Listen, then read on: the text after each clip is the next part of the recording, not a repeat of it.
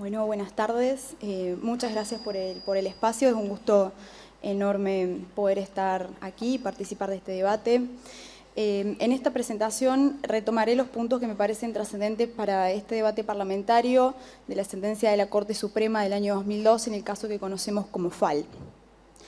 Tanto los relatos biográficos de mujeres que abortaron como las estimaciones de aborto inducido en el país que hemos podido escuchar en estas audiencias públicas muestran que el aborto es una práctica que la regulación jurídica vigente hace casi 100 años no ha podido controlar, aunque sí tuvo otros efectos sobre las vidas de las mujeres. Los avances sobre la regulación jurídica del aborto, sin embargo, comenzaron a visibilizarse hace poco menos de 2 décadas. Las investigaciones sociojurídicas recientes muestran que, a diferencia de lo que ocurrió hasta la década de 1990, desde los 2000 los avances en el debate jurídico sobre el aborto en el país no están en la doctrina jurídica, históricamente monopolizada por abogados penalistas y constitucionalistas favorecedores del statu quo, sino en los documentos de investigación de las organizaciones de mujeres, feministas y de derechos humanos, así como en la jurisprudencia nacional e internacional. Precisamente los más de 20 casos judiciales de mujeres que no pudieron realizarse abortos permitidos por la regulación jurídica vigente en el sistema de salud y que trascendieron en los medios de prensa en los últimos 15 años, provocaron, conjuntamente con otros procesos sociales, la emergencia del debate público sobre la necesidad de cambios en la regulación jurídica del aborto.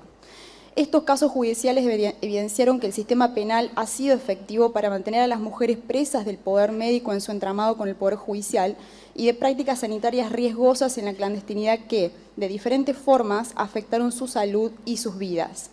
En el año 2012, la Corte Suprema se pronunció sobre uno de esos casos judiciales, al que conocemos como FAL, que involucró a una mujer de 15 años embarazada como producto de un abuso sexual que no pudo acceder a la práctica del aborto en el sistema de salud.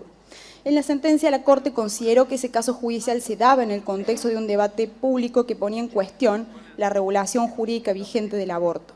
Por eso la sentencia de la Corte resuelve ese caso y también todos los demás.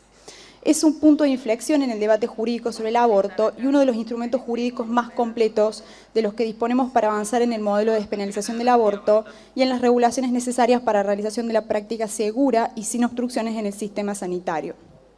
2 rasgos de este fallo me parecen trascendentes para este debate parlamentario.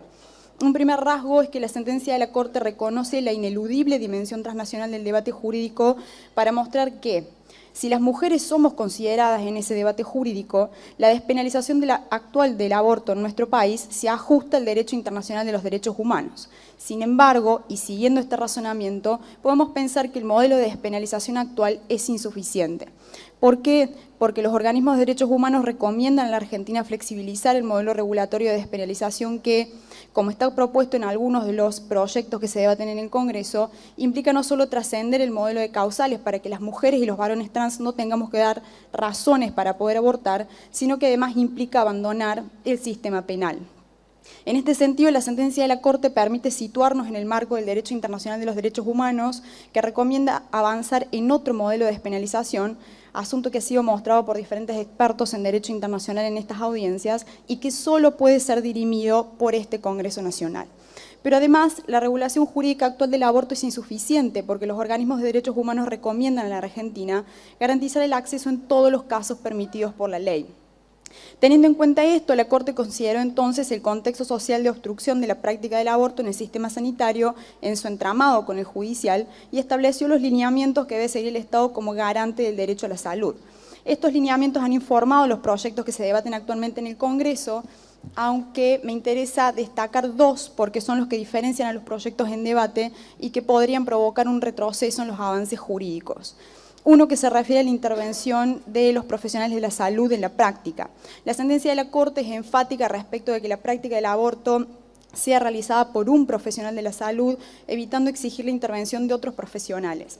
En este sentido, es necesario llamar la atención respecto de la intervención compulsiva de equipos técnicos interdisciplinarios que, como lo proponen algunos de los proyectos, podría configurar un obstáculo para la realización de la práctica del aborto. Y otro que se refiere a la objeción de conciencia. La sentencia de la Corte es contundente respecto de que la objeción de conciencia no puede ser institucional. Esto implica que los establecimientos de salud están obligados a disponer de profesionales no objetores que realicen la práctica. En este sentido, es necesario también llamar la atención respecto de la posibilidad de que un establecimiento de salud derive la práctica a otro establecimiento de salud porque no cuenta con profesionales no objetores, como lo proponen también algunos de los proyectos en debate, porque podría configurar o configura objeción de conciencia institucional y, por lo tanto, un obstáculo para la realización de la práctica. No existen, entonces, razones suficientes para apartarse de estos lineamientos dados por la Corte Suprema, puesto que son estos avances jurídicos recientes, pero además los datos de la realidad social los que deben guiar este debate y no asuntos de orden filosófico propuestos por la vetusta doctrina jurídica que jamás llegarán a resolverse mientras se precaricen la vida de mujeres y hombres trans en el país. Además, me gustaría destacar que el Congreso tiene la posibilidad de aprobar una regulación jurídica de orden público aplicable a todo el territorio nacional para que los derechos no sufran retrocesos en los tribunales provinciales, generando situaciones dispares en las provincias del país, sobre todo en aquellas provincias reticentes a los cambios sociales, como por ejemplo la provincia de Córdoba.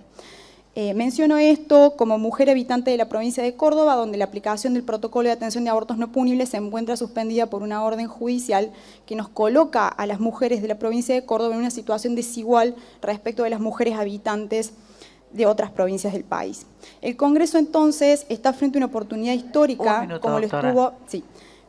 Está entonces frente a una oportunidad histórica como lo estuvo cuando se reformó la legislación que nos permitió a las mujeres votar, estudiar o trabajar. Por eso esta reforma implica ampliar derechos, pero además redefinir una vez más en qué condiciones las mujeres y los varones trans podemos vivir en el espacio público. Muchas gracias.